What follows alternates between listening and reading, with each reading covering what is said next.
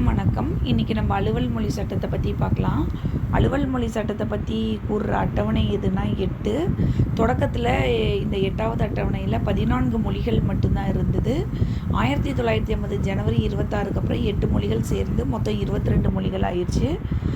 இதை பற்றி கூறுற பகுதி எதுன்னு கேட்டிங்கன்னா 17. அட்டவணை 8 பகுதி உங்களுக்கு குழம்பிச்சுன்னா ஒன்றையும் எலியும் குட்டினா இப்போ 8 ஞாபகம் வச்சுக்கோங்க. இதை பற்றி கூறுற ஆர்டிக்கல் கேட்டிங்கன்னா 343லேருந்து 351 வரைக்கும்.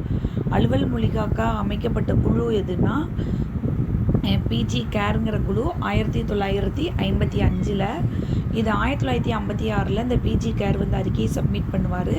இரண்டாவதாக 1957 கோபிந்த் பல்லபந்த் அப்படிங்கிற ஒரு குழு அமைப்பாங்க. இந்த முதல் பிஜி கேர் குழுவும் கோபிந்த் பல்லபந்த் குழுவோட அறிக்கைப்படி 1953 அலுவல் மொழி சட்டம்னு ஒரு சட்டம் கொண்டு வருவாங்க. அந்த சட்டத்தில் என்ன சொல்லுவாங்கன்னா, ஹிந்தியை முதன்மை மொழியாகவும் அதோட துணை மொழியாக ஆங்கிலத்தையும் வைப்போம் அப்படிம்பாங்க. அது ஆங்கிலம் 15 ஆண்டுகள் மட்டும்தான் இருக்கலாம் அப்படின்ட்டு இருப்பாங்க. ஆனால் 1967 அலுவல் மொழி திருத்த சட்டம்னு ஒரு சட்டம் கொண்டு 15 ஆண்டுகள் தான் இருக்கலாம்னு சொன்ன ஹிந்தியை காலவரையறையின்றி இருக்கலாம் அப்படின்ட்டு 1967 திருத்த சட்டத்தில் சொல்லியிருப்பாங்க. இதில் நாடாளுமன்றத்தில் அலுவல் மொழியாக ஹிந்தியும் ஆங்கிலம் இருக்கலாம் அப்படிங்கிறது ஒரு வரமுறை. ஆனால் ஆர்டிக்கிள் 120 என்ன சொல்லுதுன்னா, அவங்கவுங்க வட்டார மொழியிலையும் பேசிக்கலாம். ஏன்னா எல்லாருக்கும் ஹிந்தி ஆங்கிலம் தெரிஞ்சிருக்குன்னு சொல்ல முடியாதுல்ல. அதனால் ஆர்டிக்கிள் 120 என்ன சொல்லுதுன்னா, நாடாளுமன்றத்தில் ஹிந்தி ஆங்கிலத்தையும் தவிர வட்டார மொழியிலையும் பேசலாம் அப்படிங்கிறத சொல்லியிருப்பாங்க.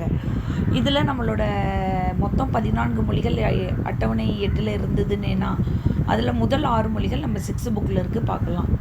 தமிழ் எப்போ செம்மொழியாக அறிவித்தாங்கன்னா 2004, சமஸ்கிருதம் 2005, கன்னடமும் தெலுங்கும் 2008. கன்னடம் தெலுங்கெல்லாம் பாருங்களேன், ஜாங்கிரி போட்ட மாதிரி 8 வளைச்சே இருக்கும்.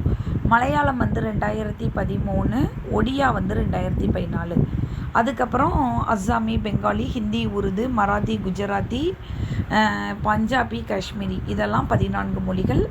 15 1950 ஜனவரி 26க்கு அப்புறம் ஒரு 8 மொழிகள் சேர்ந்ததுன்னு இல்லை.